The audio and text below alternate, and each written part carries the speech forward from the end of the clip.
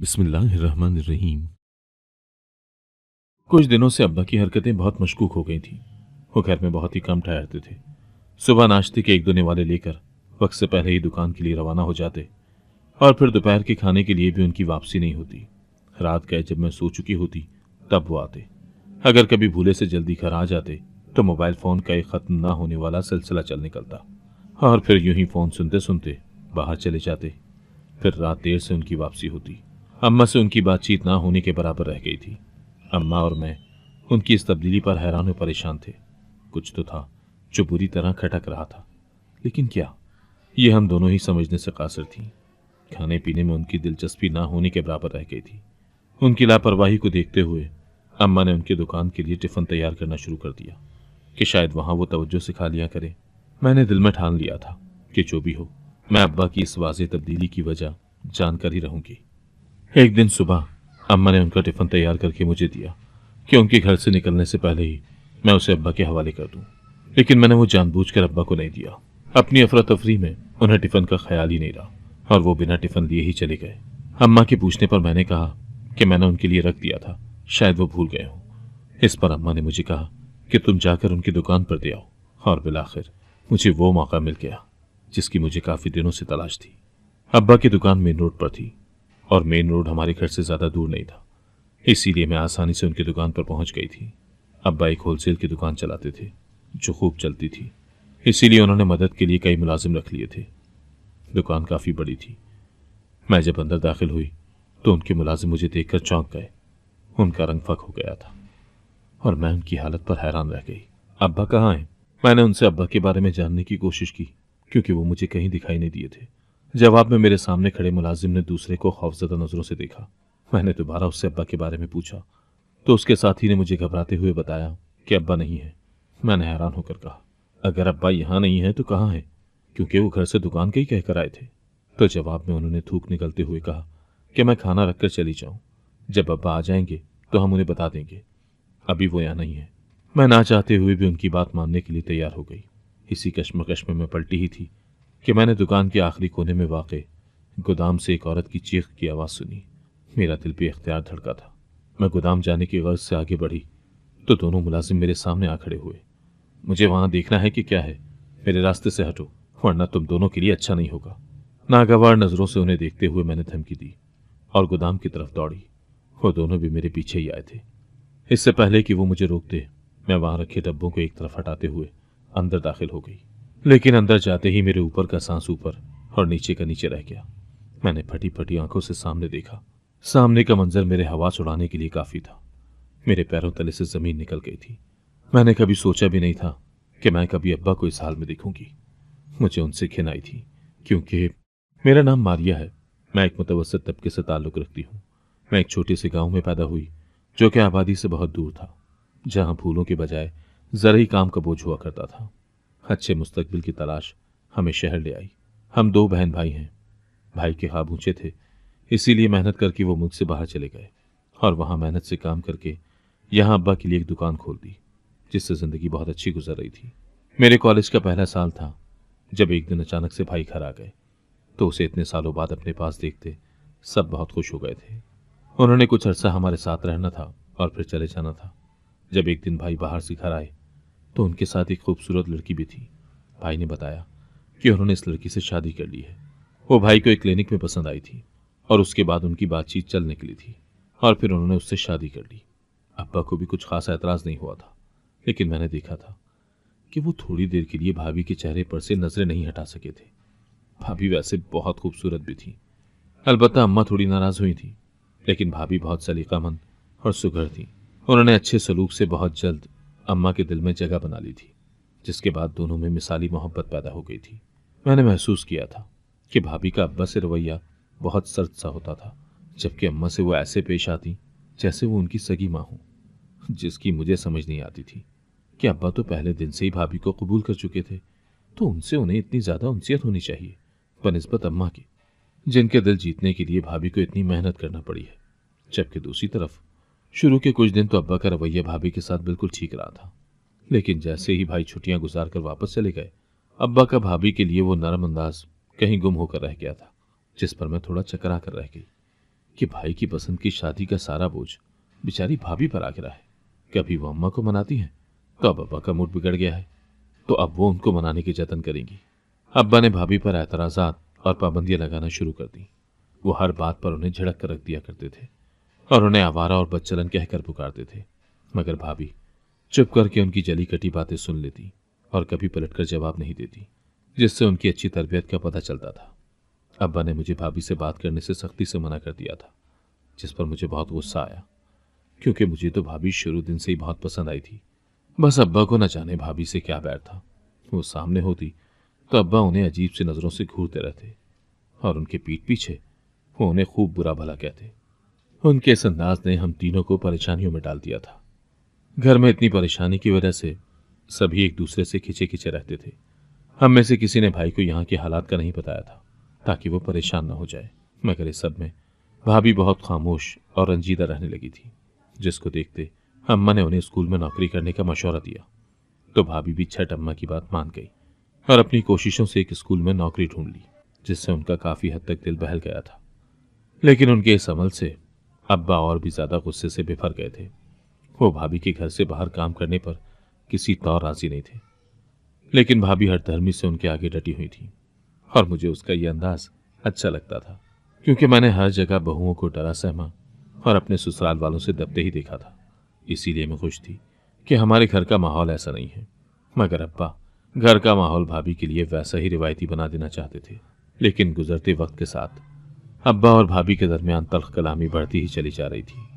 अब तो मैंने उनके दरमियान कुछ और महसूस करना शुरू कर दिया था। मुझे अब्बा की भाभी से नफरत की वजह समझ नहीं आती थी, लेकिन उसके साथ ही मुझे अब्बा का इस तरह भाभी के पीछे ही पड़ जाना, उन पर जिंदगी तंग करना और बिला झिझक उनके कमरे में चले जाना बिल्कुल अच्छा नहीं लग रहा था। कुछ ऐसा बहुत गहरा था जो हमारी नजरों से ओझल था। एक दिन जब मैंने अब्बा और भाभी की बातें चुपके से सुन ली थी, तो मुझे उन बातों से ये पता लगा था जैसे वो दोनों एक दूसरे को इस घर में आमना सामना होने से पहले भी जानते हो। और ये बात मेरे लिए हैरत अंगेज थी कि अगर अब्बा भाभी को पहले से जानते थे तो तब भाभी को पहली बार घर पर भाई की बीवी की हैसियत से देखने पर बताया क्यों नहीं था। और फिर भाभी का रवैया, जो मेरी अम्मा के साथ तो बहुत अच्छा था, वो अपना ये रवैया आहिस्ता आहिस्ता बदलने लगी थी, जिस पर अम्मा बहुत परेशान हुई कि कहीं बहू को नौकरी की इजाजत देकर उन्होंने गलत तो नहीं कर दिया, क्योंकि अब तो बहू हाथों से ही निकलती जा रही है। तब मैंने आगे बढ़ते अम्मा को तसल्ली दी कि भाभी अब्बा के रवैये की वजह से चिड़चिड़ी हो गई हैं, इसीलिए आपको ऐसा लग रहा है। जबकि मैं वक्त गुजरने के साथ साथ बहुत कुछ सोचने पर मजबूर होने लगी थी। लेकिन अपनी आंखों के सामने इस घर में चलती बहुत सी ऐसी बातें जिनसे अम्मा लाइल्म थी, मैं उन्हें बताकर मजीद परेशान नहीं करना चाहती थी। कुछ वो अब्बा के मुकाबले में बहुत सादा और मासूम सी थी, तो इस दुनिया के ड्रामों को जल्दी नहीं समझती थी। एक दिन मैं कॉलेज से वापस आई तो मैंने देखा कि अब्बा भाभी के कमरे में दाखिल हुए हैं। मेरे दिमाग में कुछ खटक सा गया था। मैं भी चुपके से उनके पीछे बढ़ी थी और जब मैंने दरवाजे से झांक कर देखा तो अब्बा भाभी के कमरे की अलमारी खोले कुछ ढूंढ रहे थे, मगर मैं समझ न सकी कि आखिर अब्बा भाभी की अलमारी से क्या लेना चाहते हैं। तब मेरा दिमाग जिस तरफ गया तो मैं सर हिलाते वहां से हट गई। मुझे कुछ दिन पहले अब्बा और अम्मा के दरमियान हुई बात याद आ गई थी। जब अब्बा को पता चला था कि भाई अब भाभी को अलग से खर्चा भेजता है, तब अब्बा भड़क उठे थे। उनका कहना था कि वो पहले की तरह सारे पैसे अब्बा के पास ही भेजे। अगर भाभी को किसी चीज की जरूरत हो तो वो अब्बा से कहे, वो भी तब जब उसके पास पैसे ना हो, क्योंकि वो नौकरी करती है तो वो उठाए खुद का खर्चा। उनका कहना था कि मेरा बेटा इतनी मेहनत से कमाता है और वो नहीं चाहते कि उसकी मेहनत की कमाई उसकी बीवी अपनी अय्याशियों में उड़ाती रहे। तो आज अब्बा का भाभी की अलमारी की तलाशी लेना मुझे उस बात का पेश खैमा लगी थी कि लाजमन अब्बा भाभी के पैसे उठाने आए होंगे। और ये बात सोचते मैं ताज्जुब से सर हिलाने के अलावा कुछ नहीं कर सकी थी। उस दिन अम्मा अपनी बहन के घर गई हुई थी। मेरे सर में दर्द था तो मैं घर जल्दी आ गई। अम्मा मुझे चाबी देकर गई थी, क्योंकि अब्बा दुकान से और भाभी स्कूल से देर से आते थे। दरवाजे के पास पहुंचकर मैंने जैसे ही चाबी निकालने के लिए बैग की जिप खोली, मुझे चौंक कर रुकना पड़ा, क्योंकि दरवाज़ा पहले से खुला हुआ था। मेरा दिल बेअख्तियार धड़का था कि अंदर कौन हो सकता है, क्योंकि अम्मा रात से पहले वापस लौटने वाली नहीं थी। मैं आयतुल कुर्सी का विर्द करती अंदर दाखिल हो गई। अंदर दाखिल होने पर किसी के जोर जोर से बोलने की आवाज़ें सुनी। आवाज़ें ज़्यादा वाज़ेह नहीं थी, लेकिन इतना मैं समझ गई थी कि वो किसी मर्द और औरत की आवाज़ें थी। मैं आगे बढ़ी तो अब आवाज़ें वाज़ेह हो गई। वो अब्बा और भाभी की आवाज़ें थी जो किसी बात पर बहस कर रहे थे। तुम एक बदकिरदार औरत हो, मेरी बेटी की जिंदगी से चली जाओ, अब्बा ने तेज आवाज से कहा था। जवाब में भाभी भी उन पर चिल्लाई थी कि आपका किरदार कैसा है मैं जानती हूं। बेहतर होगा कि आप मुझे मुंह खोलने पर मजबूर मत करें, वरना दोनों का नुकसान होगा। अगर तुमने मेरी बात नहीं मानी तो मैं तुम्हें छोड़ूंगा नहीं, तुम देख लेना। अब्बा गुस्से से तनफन करते कमरे से बाहर आए थे। मैं जल्दी से दरवाजे की ओर में छुप गई थी ताकि वो मुझे देख न सके। उनकी बातों ने मुझे और उलझा दिया था और मुझे भाभी के लहजे पर हैरत हुई थी। मैंने उन्हें अब्बा से इस लहजे में बात करते पहली दफा देखा था। मेरा इरादा था कि अम्मा के आने के बाद उनको सब बता दूंगी, लेकिन खाला के घर से आने के बाद अम्मा काफी परेशान थी। खाला की तबीयत बहुत खराब रहने लगी थी। डॉक्टर्स ने भी उनको जवाब दे दिया था। अम्मा को उनसे बहुत मोहब्बत थी। मैं उन्हें और परेशान नहीं करना चाहती थी, इसीलिए फिर कभी बताने का इरादा करके अपने कमरे में सोने के लिए आ गई थी। रात पर मुश्किल सोने के बाद सुबह एक नामानूस से शोर से मेरी आंख खुली। मेरा कमरा भाभी के कमरे के बराबर ही था। मैं उठकर बैठ गई क्योंकि वो मध्यम आवाजें भाभी के कमरे से ही आ रही थी। मैं दिल में तजस्सुस लिए उनके कमरे की तरफ बढ़ गई। अंदर से किसी मर्द के आराम आराम से बोलने की आवाज़ आ रही थी। इससे पहले कि मैं हैंडल घुमाकर कमरे का दरवाज़ा खोलती, अंदर से कोई बाहर निकला था। बाहर निकलने वाले शख्स को देखकर मैं हैरान रह गई कि वो भाभी के कमरे में क्या कर रहा था। मैं सोचने लगी और मुझे देखकर वो एक लम्हे के लिए रुका था, फिर खामोशी से आगे बढ़ गया था। मैं हैरान परेशान अंदर दाखिल हुई ताकि पूछ सकूं कि वो मर्द भाभी के कमरे में क्या करने आया था। अंदर का मंजर देखकर मेरी हैरानी मजीद बढ़ गई थी। भाभी नक्सक सा तैयार, खुशबुओं में बसी, अब अबाया पहन रही थी। मुझ पर नजर पड़ते ही एक लम्हे के लिए उनका रंग उड़ा था, लेकिन उन्होंने खुद को संभाल लिया था। वो यहाँ क्या करने आया था, मैंने उनसे पूछा था। जवाब में उनके माथे पर पसीने के छोटे छोटे कतरे नमूदार हुए थे। मैंने उनकी घबराहट को महसूस कर लिया था, जिस पर मैंने सवाल बदल दिया था। एक बार फिर भरपूर नजर से देखते पूछा कि आप तो पर्दा करती हैं और स्कूल में भी अबाया नहीं उतारती, तो इतना तैयार होकर कहाँ जा रही हैं? उनकी तरफ से कोई जवाब ना पाकर मैंने दोबारा पूछा था, तो उन्होंने मुझे झिड़क दिया था कि मुझ पर पाबंदियां लगाने के लिए तुम्हारे अब्बा काफी हैं, तुम मेरी अम्मा मत बनो। ये कहने के बाद वो कमरे से निकल गई। उनके इस रवैये पर मैं हैरान होते उनके पीछे बाहर चली आई थी। बाहर निकलकर उन्होंने मोबाइल कान से लगाया और ये कहते हुए कि मैं निकल गई हूं, तुम भी पहुंच जाओ, दरवाजा अबूर कर गई थी। मैंने देखा कि भाभी के घर से निकलने के थोड़ी देर बाद ही अब्बा मशकूक अंदाज में इधर उधर देखते हुए उनके पीछे ही निकल गए थे। भाभी और अब्बा के दरमियान ऐसा क्या चल रहा था जिससे मैं और अम्मा बेखबर थे। मेरा तजस्सुस और बढ़ चुका था और उसी दिन भाभी स्कूल से बहुत लेट हो गई थी। मैं और अम्मा उनका इंतजार ही कर रहे थे कि इतने में अब्बा घर में दाखिल हुए। आज वो खिलाफे मामूल जल्दी आ गए थे। अम्मा के पूछने पर वो बिना जवाब दिए अपने कमरे की तरफ बढ़ गए। जब अम्मा ने उन्हें जाकर भाभी का पता लगाने को कहा तो वो एकदम चिल्लाने लगे।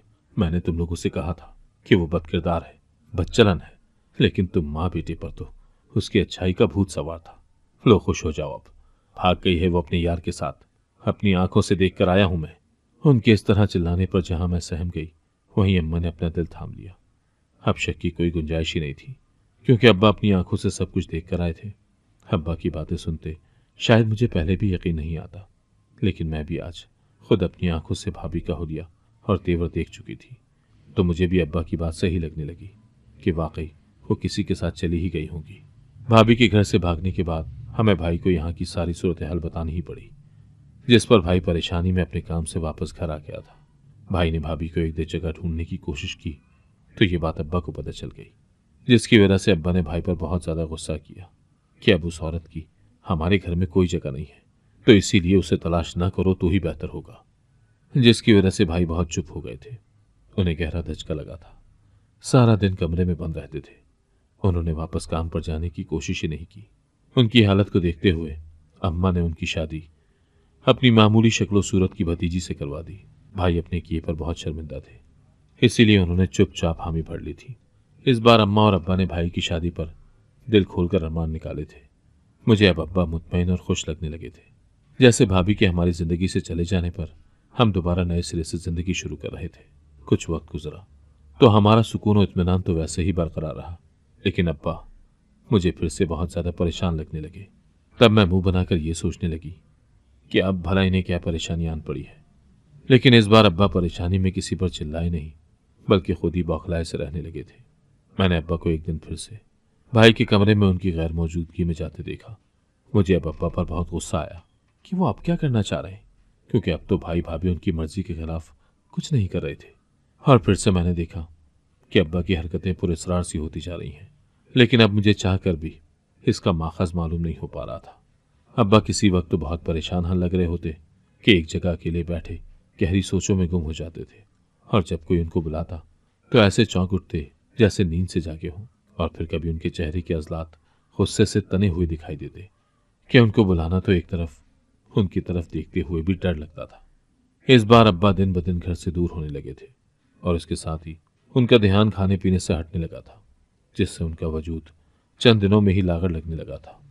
इसीलिए भाई और अम्मा ने मोहतात अंदाज में इसका सबब जानना चाहा, लेकिन आगे से अब्बा हर बात से साफ मुकर जाते और इसे हमारा वहम गर्दानते, बात ही बदल देते थे। आहिस्ता आहिस्ता अब्बा ने रात को भी घर देर से आना शुरू कर दिया था। उस वक्त उमूमन मैं सो रही होती थी, लेकिन आज रात भी अब्बा देर से घर लौटे और कमरे में जाने के बजाय स्टोर रूम की तरफ चले गए। शायद वो सबको सोता हुआ समझे थे।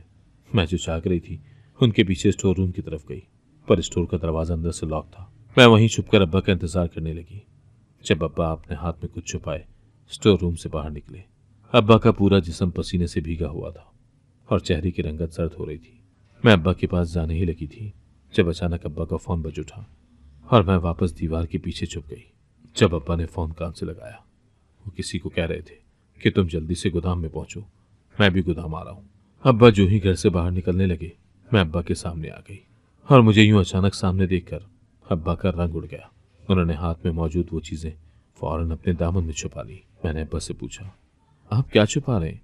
तो अब्बा एकदम चीख पड़े और मुझे झिड़क कर बिना जवाब दिए ही बाहर निकल गए थे। अब तो मेरा शक यकीन में बदल चुका था कि दाल में कुछ तो काला है। कुछ सोचते हुए मैं वापस स्टोर रूम में चली गई और स्टोर रूम की तलाशी लेने लगी। तभी मेरे हाथ में एक ऐसी चीज निकली जिसने मुझे पत्थर कर दिया। मैं खुद भी घबराती उस कमरे से बाहर निकल गई। मैंने इस बात का जिक्र किसी से नहीं किया, क्योंकि मुझे खदशा था कि मेरे ये बात बताने से इस घर में तूफान आ जाना था। लेकिन मेरे खामोश रहने का भी कोई फायदा नहीं हुआ, क्योंकि हमारे सामने अब्बा के हवाले से कुछ ऐसा आने लगा जिस पर हम मर कर भी यकीन करने को तैयार नहीं थे। और दूसरा, भाई भी अब कुछ संभलते वापस अपने काम पर चले गए थे। इसीलिए मैं नहीं चाहती थी कि घर का माहौल खराब हो। और वैसे भी मैंने देखा था कि अब्बा अपने किए पर कहीं से भी शर्मिंदा नहीं लग रहे थे। एक दिन हम दोपहर का खाना खाकर बैठी थे कि दरवाजे पर जोरदार आवाज में दस्तक हुई। मैं चौंक गई थी, क्योंकि उस वक्त उमूमन कोई नहीं आया करता था। मेरे उठकर जाने से पहले दोबारा उससे भी ज्यादा तेजी से दरवाजा पीटा गया था। मैंने जैसे ही दरवाजा खोला तो दो औरतें तेजी से मुझे धक्का देकर अंदर चली आईं। घर के अंदर जाकर वो जोर जोर से अब्बा को आवाजें देने लगी। मुझे वापस आता देखकर उनमें से एक औरत, जिसने मुंह में पान डाला हुआ था, कहने लगी, अपने अब्बा को बुलाओ। मैं उनके इस अंदाज पर सहम गई थी, इसीलिए जल्दी से जाकर अम्मा के पास खड़ी हो गई। वो घर आए तो उसे बता देना कि मेरा पैसा मुझे वक्त पर पहुंचा दे, वरना उनके राज इस तरह फाश कर दूंगी कि कहीं मुंह दिखाने के लायक नहीं रहेगा। उसी खूंखार लहजे में कहते वो हम में से किसी को बोलने का मौका दिए बगैर ही वापस मुड़ गई और पीछे मुझे और अम्मा को परेशानी में डाल गई थी। ये अब्बा किन कामों में फंस चुके थे, पहले भाभी और अब ये औरतें। सोच सोच कर मेरा सर फटने लगा था। मुझ में और अम्मा में इतनी हिम्मत नहीं थी कि अब्बा से उनकी सरगर्मियों के मुतालिक कुछ भी पूछे। उनका रवैया शुरू से ही हमारे साथ सख्त था और आजकल तो वो मामूली बात पर भी भड़क कर बुरी तरह चिल्लाने लगते। इसीलिए अब जो करना था हमने खुद ही करना था। मैंने अब्बा का पीछा करने का सोचा, क्योंकि इसके अलावा और कोई चारा नहीं था। यही वजह थी कि जब एक सुबह अम्मा ने टिफिन बनाकर अब्बा को देने को कहा तो मैंने जानबूझकर उन्हें नहीं दिया, ताकि मैं टिफिन देने के बहाने उनके पीछे चली जाऊं। जब मैं उनके जाने के थोड़ी देर बाद उनकी दुकान पर पहुंची तो अब्बा वहां नहीं थे। मैंने वहां काम करने वाले लड़कों से अब्बा के मुतालिक पूछा तो पहले तो वो घबराए और फिर उन्होंने लाइल्मी का इजहार कर दिया कि अब्बा यहां नहीं आए। मैं वापस जाने के लिए पलटी ही थी कि मुझे दुकान में मौजूद गोदाम से किसी औरत की चीखने की आवाज आई। मैं तेजी से गोदाम की तरफ दौड़ी ताकि देख सकूं कि वहां क्या हो रहा था। मैं आगे पड़े डब्बों को एक तरफ हटाते हुए जैसे ही गोदाम में दाखिल हुई, अंदर दाखिल होते ही मेरे पैरों तले से जमीन निकल गई। मैंने सोचा भी नहीं था कि मैं कभी अब्बा को इस हालत में देखूंगी। मुझे बेख्तियार उनसे घिन आई थी, क्योंकि अब्बा हाथ में एक तेजधार चाकू पकड़े एक औरत को मारने की कोशिश कर रहे थे। मैंने उसे पहचानने की कोशिश की। ये वही औरत थी जो उस दिन घर में हमें अब्बा के राज फाश करने की धमकी देकर गई थी। मुझे अंदर आता देखकर अब्बा का रंग उड़ गया था। वो औरत अब्बा को ये कहते वहां से चली गई कि वो इस सब का बदला लेकर रहेगी। देखना तुम। वो औरत अपनी जान बचने के बावजूद अब्बा को धमकी देती हुई बाहर की तरफ तेजी से दौड़ी थी। उसने सिर्फ धमकी नहीं दी थी, अपना किया सच कर दिखाया था। अभी हमें घर पहुंचे बमुश्किल 5 मिनट ही हुए थे कि पुलिस हमारे दरवाजे पर मौजूद थी। पुलिस ने अब्बा पर इल्जाम लगाया था कि अब्बा ने अपनी बहू को जहर देकर मरवा दिया था। अब्बा ने उनकी बात की नफी नहीं की थी और चुपचाप पुलिस वालों के साथ चले गए थे, जबकि हमारा रो रो कर बुरा हाल हो रहा था। अब्बा जरा भी अपने किए पर शर्मिंदा नहीं थे। मैंने सोचा कि आखिर ऐसी भी क्या भाभी से नाराजगी और गुस्सा था कि अब्बा ने उन्हें जान से ही मरवा दिया था। अभी भी हमारे सामने पूरा सच नहीं आया था, और वैसे भी एक सवाल ऐसा था जो मुझे अपने अब्बा से खुद पूछना था। इसीलिए मैं अम्मा से जिद करने लगी कि वो किसी तरह मुझे थाने ले चले, क्योंकि मुझे अब्बा से मिलना है। तो अम्मा मेरी जिद पर हार मानती, मेरे साथ चलती। मैंने पुलिस स्टेशन पहुंचने पर अम्मा से कहा कि मुझे अब्बा से अकेले में बात करनी है। तो अम्मा कुछ हैरान हुई, मगर फिर कुछ कहे बगैर ही सर हिला दिया था। तब मैं अब्बा के पास आई और उनसे उस रात स्टोर रूम वाले वाकये की वजह पूछने लगी।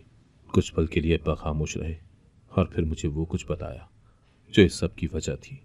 उनका कहना था कि वो कभी कभी वक्त गुजारी के लिए कोठे पर चले जाया करते थे।